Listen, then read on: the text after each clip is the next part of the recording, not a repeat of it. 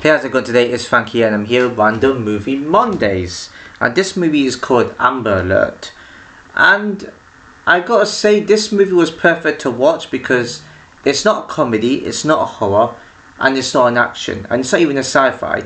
So this movie was perfect to watch on, as a Random Movie Mondays.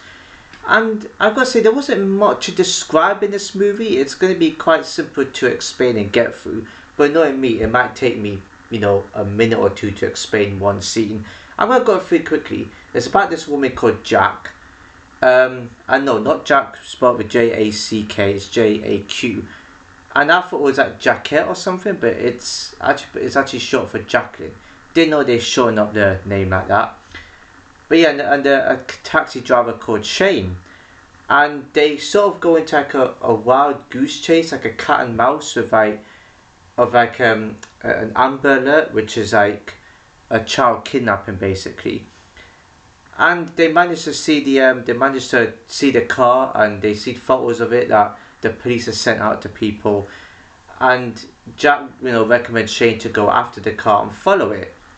Bit of a risky, reckless move, I could say, but they get in, they gave like the number, the license plate, they get the color of the car, and yeah, they try and drive through, and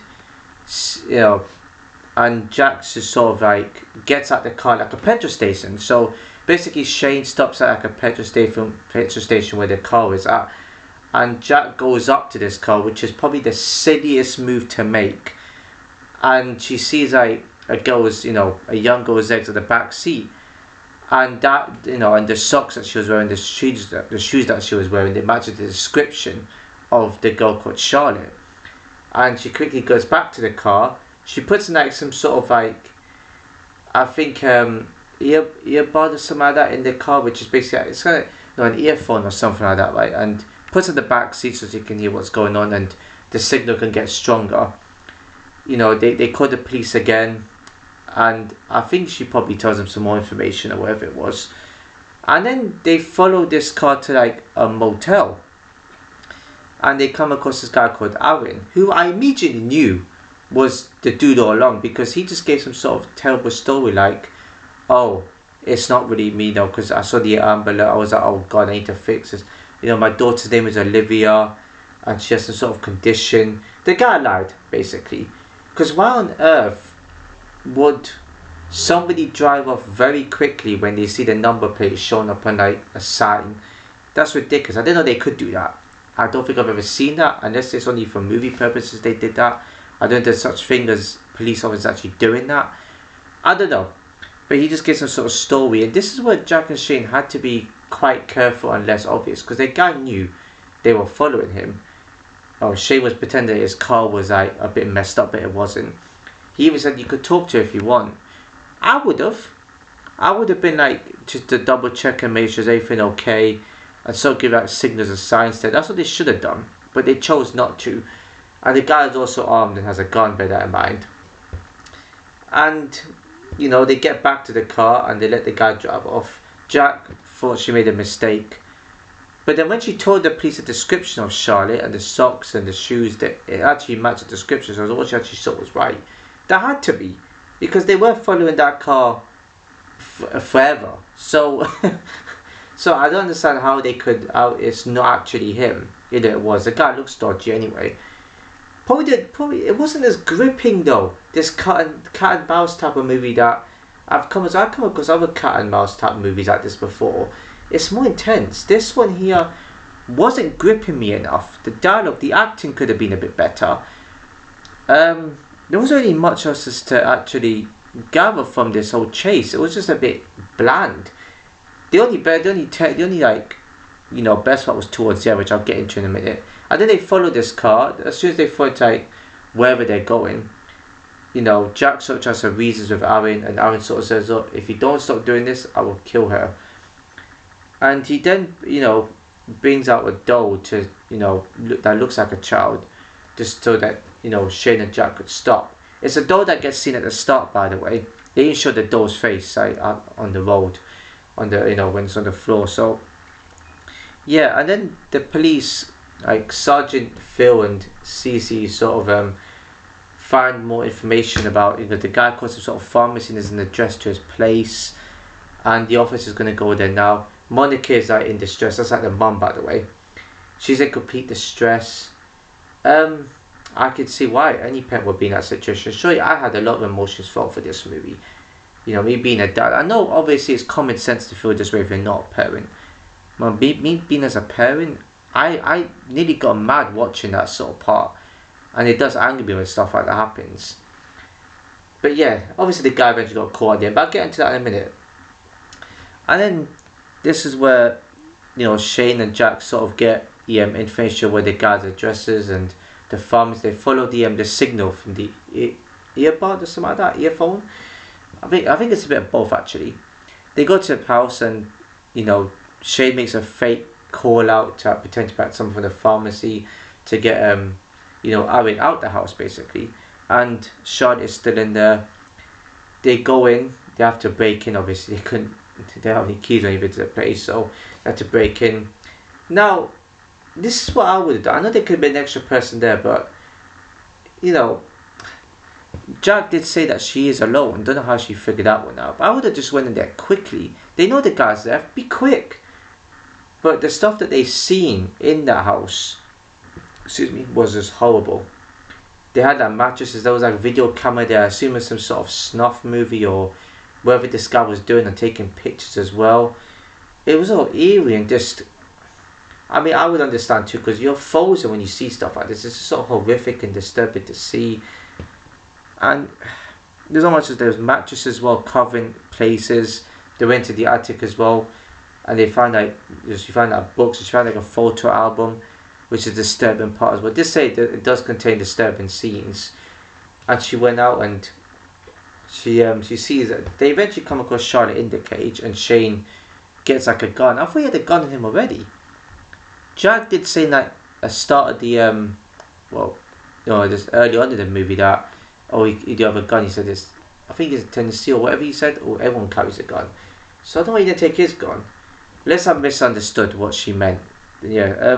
Then he picks up the revolver and they get Charlotte out the cage, and that's when Aaron starts coming. Of course, I expected that to happen. It's quite obvious. It was bound to. I was bound to come into it. And they bump into him and they try to get out and he just wants to shoot him. And then Shane sort of like, you see Shane and the dude just have each other's guns ready, and I thought Aaron was shot because the timing from Shane when he did it was kind of like, I thought he would have shot him, but then Aaron came. Obviously it's not that type of movie. I mean, they had to have something like this in the movie. And Aaron comes in, his leg has been shot, so I assume Shane did that. And then shoots Jack a few times, and I think he was about to kill Charlotte as well, but didn't. And then as soon as he was about to kill Jack, the Sergeant Phil comes in and just shoots him, and that's it. And then it shows Charlotte reunited with her mum, which was quite nice to see. And Jack is at the ambulance. I don't know if she passed away or not. They didn't show it; just ended right there, which was a nice gesture actually. I like scenes like that. She took a bullet for her. To me, that deserves a rating up in these type of movies because that's just nice to see in a movie someone taking a bullet for someone like that. At least it's nice to see. She also, lost a child as well, like lost a baby. So that's why she was a bit more intense of it. I thought she might have a child. That's why she was the way she was, with trying to look for Aaron, I guess. So yeah, that's why. So she knows the feeling, that one. Shane also knew the feeling, but Shane wasn't as angry and upbeat as he should have been. Well, not upbeat. Wasn't angry and annoyed as he should have been. Like, he has a son. So, the fact he wasn't as enthusiastic to get this guy as Jack was is something to me. He could have been just as angry as well. But yeah, that's probably a good piece of dialogue as well. When she's talking about a heartfelt moment, and that just shows the characters. It's good when the characters a connection of other characters in a movie like this. That makes more sense. So I respect that. But I do gotta say one thing. This is not me being evil, whatever, right, or disrespectful. But at the start of the movie, this all wouldn't have happened if Monica would have kept an eye out for Charlotte. I'm not being rude, but look how Charlotte was, and there was a car coming in. The grandmother recorded as well, but didn't notice the car coming in on camera. That's how the police were able to determine the car, and that's how, you know, Monica was able to get the description. But, you know, she could have looked back and said, I guess she had the baby in her hands. But it needs to be said, like, parents could be really close eye on the kids. I get it's a choice, right? The guy made a choice to do this whole like kidnapping thing, and he shouldn't. He had a choice, and he made the wrong choice. But still, I mean, as parents, we should look out for our kids. This is why we don't tell our kids to move all the way, you know, far away, because we won't be able to get to them and be able to see them close by. That's the whole point. I mean, yeah, they should be free. I get it wasn't entirely the mom's fault, but she could have kept a bit of a better eye out as well in that situation. So I found that very interesting too. She could have called out as well. Even if she wasn't quick enough to get to Charlotte, she could have, at least she was able to call out, was alert to it. And also she could have told Charlotte and her son not to actually play too far away from them. That's like a moral of a movie basically. But it's good to see her Charlotte was safe. She was trapped in a cage. I mean, some of these people, I always look at it and go, oh, it makes me angry, but then, you know, it's disturbing, it is just a movie, but things like this happen in real life, so we can't discount that. This is why I don't really watch movies like they're just a movie anymore. Same with shows. I watch them, I know real life situations like this do happen. So yeah, there's not really much to explain in this sort of movie. I think that's everything I did describe. If I missed anything out, I do apologise, but this movie felt really short. There wasn't much to explain, and makes it easier for me, I guess, because it's taken 12 minutes for me to talk about this movie. So yeah, the only good part about this was when they were doing a bit of a cat and mouse chase. I thought it was that sort of movie where they're going to be remain in their car throughout the movie, but that wouldn't have made any sense. It would have been repetitive. But then movies like this usually do continue with that sort of theme, but the fact they went to the house and stayed there, it's a bit different. You see in a movie like this. I thought it was just going to be in their car throughout. So yeah, it was nice she took a bullet for Charlotte. That's how, you know, that was a good thing to do. She had to anyway, you know. Yeah, so not really much else to explain. Rating for this, it didn't grip me. I wasn't excited for this. The acting could have been better. There wasn't much happening. It's an average movie at best. I don't think it's that decent. I feel like it could have been more.